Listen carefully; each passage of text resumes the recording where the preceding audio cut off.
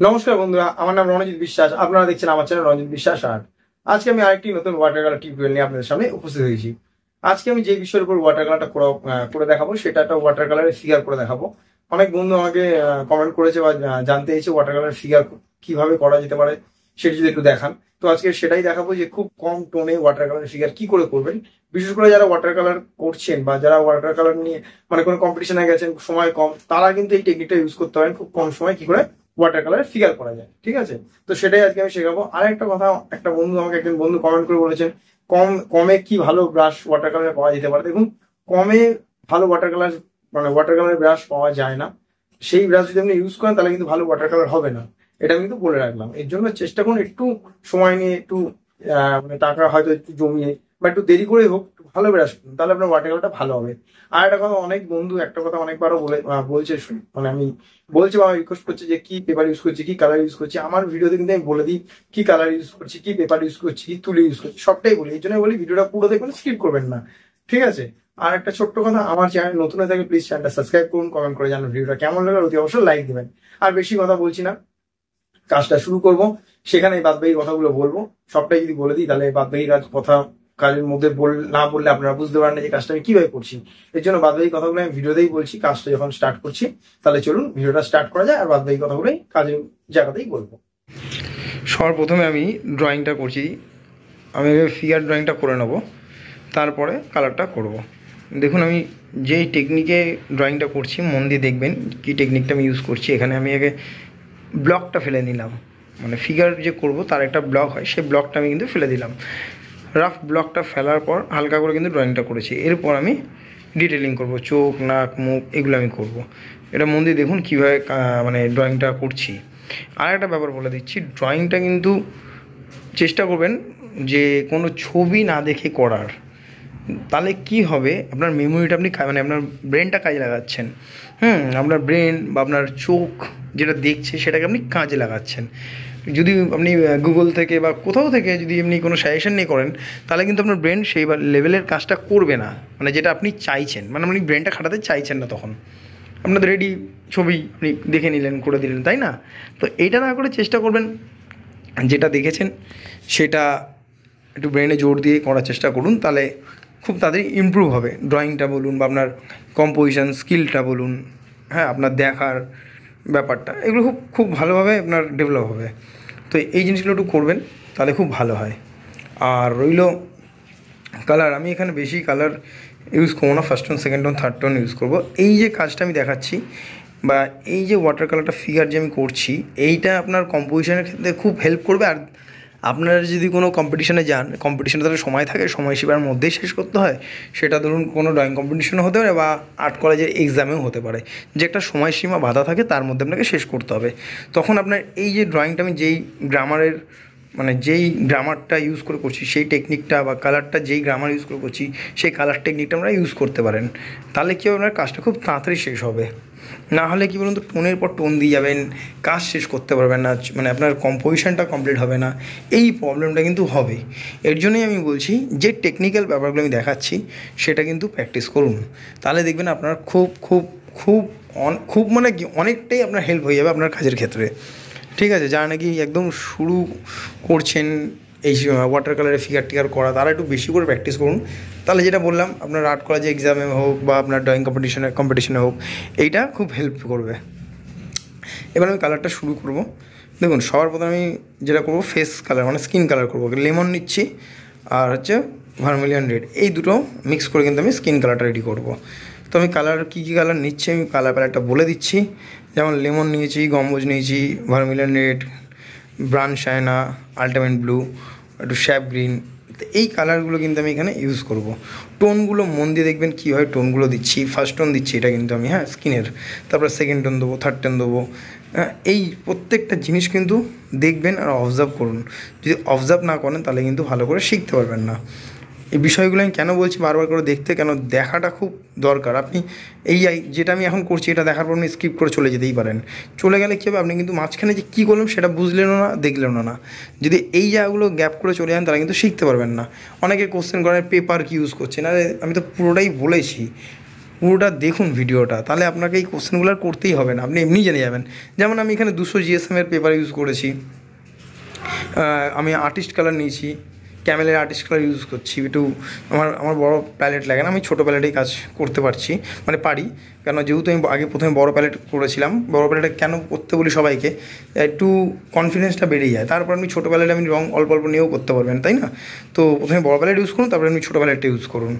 হ্যাঁ, এই ব্যাপারগুলো। তা তুলি এখানে আমি যেটা দুটো ইউজ করেছি, একটা 6 নম্বর, একটা 2 নম্বর, এই দুটো তুলি আমি এখানে ব্যবহার করেছি কাজটার ক্ষেত্রে। আচ্ছা দেখুন, প্রথমে কিন্তু ভার্মিলিন রেড দিয়ে আমি পুরো কাপড় মানে শাড়িটা আমি করে ফেললাম, আর ওই ভেজা অবস্থায় ভার্মিলিন রেডটা কিন্তু ডার্ক করে দিচ্ছি, ঠিক আছে? তাহলে বেশি কথা বলছি না, ভিডিওটা মন দিয়ে দেখুন, স্কিপ করবেন না, স্কিপ করলে কিন্তু কিছু শিখতে পারবেন না। তাহলে ভিডিওটা মন দিয়ে দেখতে থাকুন আর বুঝুন আমি কীভাবে কালারগুলো করছি। যদি কোনো জায়গায় কোনো অসুবিধা হয় অতি অবশ্যই আমায় কমেন্ট করবেন, আমি অতি অবশ্যই আপনাদের হেল্প করে দেবো।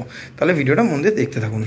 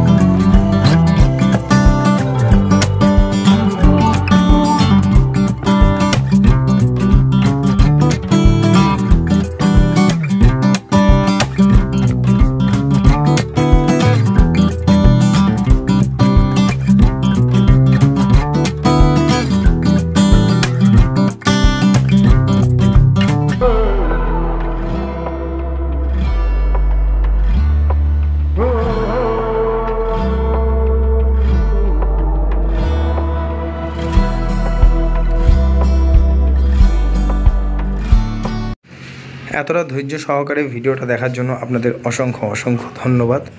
আশা করি ভিডিওটা দেখে অনেক কিছু শিখতে পেরেছেন। আর যদি কোনো জায়গায় অসুবিধা অতি অবশ্যই কমেন্ট করবেন, আমি অতি অবশ্যই হেল্প করবো। লাইক একটা অবশ্যই দেবেন আর প্লিজ চ্যানেলটা সাবস্ক্রাইব করবেন।